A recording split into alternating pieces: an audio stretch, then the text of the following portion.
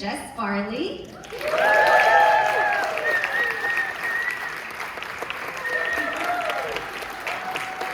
We also have talented today. We have Kate Mara and Gabriel Luna.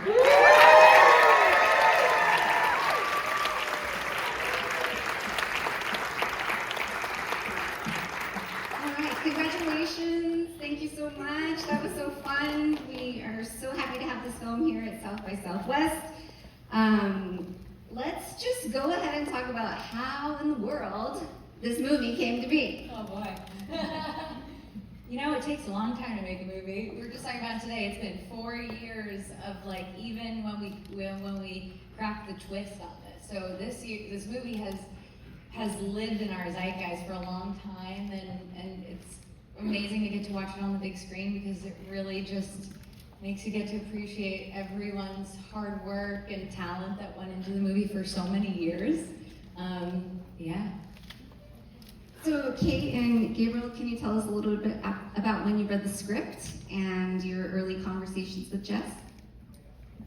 Yes, I read the script so quickly and immediately knew that I wanted to meet with Jess. I really loved it, couldn't put it down. And then we met and we fell in love with each other, I think. That would be correct. So yeah, for me it was a no-brainer that I wanted to be involved in the movie, and I was so happy that she chose me to play Sam. It was really a wonderful, wonderful experience filming this with the amazing crew that we had, and in Ireland. It was a really special, special time. What's up, Austin, Texas? I think like half of you are my family. So, no, but same experience. Just inhaled the script in like 90 minutes, and it was to me it was really about the family element and the multi-layered, multi-tiered thematic kind of adoption as a theme, and caring for someone outside of yourself, and that's not of you. And I thought that was, I'm so happy we can talk about the movie today, because all day today we were finding very creative ways to say nothing. And now you guys have seen it and we can talk about it. But yeah, I just thought it was really beautiful. And the slow burn of the reveal of her family plays in execution just as it did in the script, and it was you did a brilliant job, Jess, and this was so nice. The eyes of your family are so expressive on it when it's up on a big screen like this. But, I was one of the stand-ins of the when she sees the three extraterrestrials. I was the one on the left. It was an all hands on deck kind of picture. It is very stunning visually. Can you talk about that part of the craft, the design, and the look and the feel? Absolutely. There definitely were a lot of references. I'm a huge Denis Villeneuve fan. I feel like there's obviously a sophistication to his work. I looked at, Emily Blunt's character in Sicario as a big reference for this role, somebody who's a bit of a fish out of water, but a highly capable person who's going through something extremely difficult. It doesn't hurt that Ireland photographs really well. It's beautiful out there. And our DP, Dave Garbett, who was here last year with Evil Dead Rise, he's shooting the Mummy reboot right now, which is very cool for him. He's insanely talented and also very open to kind of, I say, even a little bit of improv with the camera. Like we kind of gelled a lot in terms of our willingness to just kind of get creative ideas from the space. We had this amazing location. We happened to be filming at the height of autumn in Ireland, and I'm based in Los Angeles, which is beautiful in its own right, but it was just nothing compared to that. And found this amazing house. The homeowners were so gracious to have us just completely redo their whole home, which I think in the end they were quite happy with, which was awesome. But getting to kind of have the story exist there, and really to be able to see in a very real way out the windows of that property, interact with the property, not have to kind of Frankenstein it together, except for the bunker. Spoiler alert, it's not connected to the house. Yeah, that was a science center down the street. So Scarlett and I, we went and we we found those, you know, those like balls that you get at Spencer's where it's like electricity and you can touch it with the static electricity. She saw one of those and I sent her one for her birthday. But it was a science center, yeah. Scarlett, do you want to come up? How are you feeling? All the way from Ireland, her first movie, and her first time in the U.S.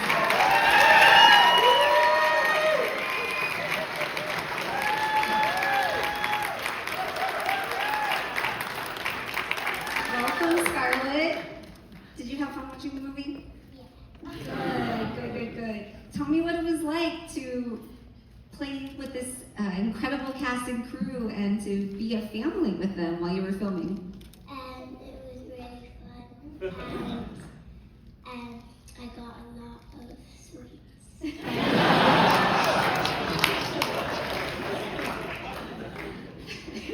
You know, all of the characters, and I'm sure in front of the screen and behind the scenes, are kind of on the edge of reality a little bit. Can you tell us about preparing for that tone and that mood while you were making this movie?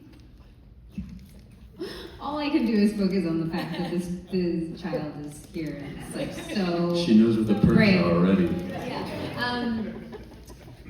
The tone, preparing for the tone. I mean, it was, yeah, it's a very heightened, emotionally heightened film for my character, definitely. I mean, I would say that a lot of it is just there in the script. It's Jess's beautiful work. And then the set was very, it felt like a very safe place to go to these kind of wild places. When I was with my little family here, I felt like it was an easier day on set. When I was alone for a lot of it, that was definitely more complicated, and I really just had to rely on my own imagination and really go to places, sort of kind of a lonely experience that, but I knew that that's what the character sort of is going through anyway, so that was useful.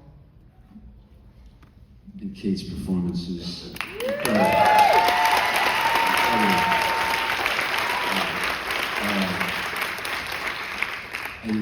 I just, you know, there's a bravery and resolve in the way that the tension and the terror kind of increases. In any other kind of horror picture, you're like, this person is an idiot. Why are they doing this?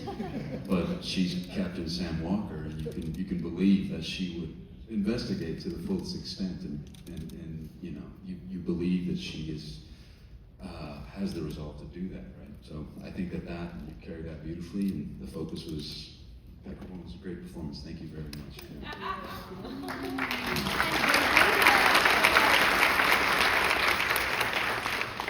We might have a few minutes for some questions from the audience. Yes, right here. You guys mentioned it was in Virginia, and I'm familiar with it. I was trying to figure out where it was filming. You mentioned Ireland. Why Ireland? I'm just going to repeat the question. It was why Ireland when it's set in Virginia? Well, it all started out with a tax credit. But it was our greatest good fortune because the crew out there was, I mean, beyond my wildest dreams, what they were capable of. And again, it was so stunning on camera. As I'm watching the film, I'm just thinking some of the things that I know that they did that as a person that's worked on many film crews myself, I'm like, we would never normally have that. How did they do that? I asked them to do this thing, it's an impossible task. How did they figure it out, you know? But there was kind of almost never a no, and we were super strapped. It's a small independent film, but you know, it was like, how do we make a secret doorway? How do we build a capsule? How do we make a spaceship? You know, all of these things. And Alan Gilmore, our production designer, who is Irish, he's production designed like Harry Potter movies. He's insanely talented and is still very much in it for the love of the game. I can't keep up with him. I'm pretty sure he may be in his 60s. But he just has this lust for life that I think really translated into the energy of everyone on set and just the beauty of Ireland. I believed it. Any other It looks questions? like more than 10 acres, though. 10 acres of Virginia wilderness. I was like, Virginia's looking good, yeah. deal in acreage here in Texas. That's like at least 90. Any other questions? Yes. What's going on with the paintings in that house? The question was about the paintings in the house. Oh, I guess I should answer that. Man, I'm really. By the way, I have 2 of those in my apartment. They don't fit, but the Irish team has insanely sent me some of them. That was such a fun thing to do because that house is obviously so modern. And I think I was thinking about the fact that this house is also sort of like a diplomatic, safe house, government-owned building. So I'm thinking about the kinds of paintings you would maybe see at places like the Capitol and in Washington, D.C. So it's definitely an homage to that. And then trying to pull out themes from the imagery of, a little bit of foreboding and dread and, what's to come and, just sort of give some subliminal messages to make us all really uneasy with their presence, but their beauty too. And I think even just sort of putting them in those really modern frames just kind of kept it really current and fresh and didn't feel like a stale old sort of, they are really classical paintings. Most of those are from the Reich Museum. They're public domain, so I think we're good. But that was kind of a little bit of a challenge too, is like, knowing that we could pull from an amazing resource like that, but also still make it feel like it's in Virginia, was definitely a challenge, but I'm really happy with the images that we chose. And they lacquered them. I mean, they're literally just blown up they're high-res images blown up and pasted on foam core and then lacquered to look like they're painted. And they look real, like it is really amazing. Again, the art crew, yeah. Yes, right here. Hi, what was your creative process like when going for the environment of the film? What was the creative process when going for the environment of the film? Ooh. Oh, yeah, what do you think, Scarlett? What do you think of the vibe? Well, it was very cold. That is true. It informed a lot. It was really cold, wasn't it? And very damp. But you're a pro at that, because you're Irish, so it was no problem for you. It's always cold. But Did that help to like even more kind of, the movie is a little like on edge and it's a little uneasy. Does that help to support that when you're playing that part? Yeah. Oh yeah. Joe. I was just always asking for hot water bottles to like warm up, but it was never really enough. So then I eventually just sort of resolved that it was good for the character and it was good for my performance to just sort of always be in this state of, shivering, cold, uncomfortable. Yeah, you just kind of used it, and it did actually serve my character pretty well by the end, for sure. Okay, I think we have time for one more question, so yes. This question's for Kay and Gabriel. You've both been in big studio blockbusters. What would you say is your favorite difference between working on a movie like that and working on a movie like this? So the question is for Kate and Gabe about working on big blockbuster movies and independent films. The difference. Well, it's nice to have a lot of money to make things the way you want them. So that's the perk of being in a big studio film. But it's really, really, really nice to be with people that want to make the art even for a very small amount of money. So, there's perks to both, but it's nice when everybody's there for, the same. I think it's always said that creativity within the structure kind of forces people to be more exciting and be more innovative, and you can throw money at a problem, or you can prepare and know ahead of time and all be there together in the same house while she's doing her thing and we're all just eating sweets in the other room.